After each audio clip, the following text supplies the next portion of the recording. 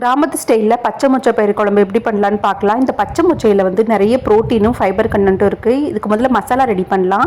கடாயில் கொஞ்சம் எண்ணெய் சேர்த்துட்டு அரிசி போட்டுக்கோங்க. அது பொரிஞ்சதும் 2 டேபிள் ஸ்பூன் சீரகம், அதுக்கு ஈக்குவலாக பெருஞ்சீரகம், அதுக்கு ஈக்குவலாக மல்லி கொஞ்சம் சேர்த்துக்கோங்க. அப்புறம் கொஞ்சம் மிளகு, கொஞ்சம் பட்டை, கிராம்பு இதெல்லாம் சேர்த்துட்டு ஸ்லோ ஃப்ளேமில் வதக்கிக்கலாம். காரத்துக்கு 5 வரமிளகாய் சேர்த்துட்டு நல்லா வதக்கிக்கோங்க. ஒரு சில் தேங்காவை கட் பண்ணிவிட்டு அதையும் வதக்கிட்டு ஆற வச்சுட்டு மிக்ஸி ஜாரில் சேர்த்துட்டு கொஞ்சம் தண்ணி ஊற்றி இந்த மாதிரி அரைச்சிக்கோங்க. இந்த மாதிரி ரெடி ஆகிடும். இப்போ குக்கரில் தான் பண்ண போகிறோம். குக்கரில் கொஞ்சம் கடலெண்ணெய் ஊற்றிட்டு அதில் வந்து 10-15 சின்ன வெங்காயத்தை இடித்து இந்த மாதிரி சேர்த்துக்கோங்க. அதுக்கப்புறம் ஒரு தக்காளியை கட் பண்ணி அதையும் சேர்த்துட்டு நல்லா வதக்கிக்கலாம். இப்போ 1 ஸ்பூன் இஞ்சி பூண்டு பேஸ்ட்டையும் சேர்த்துட்டு அதையும் நல்லா வதக்கிக்கோங்க.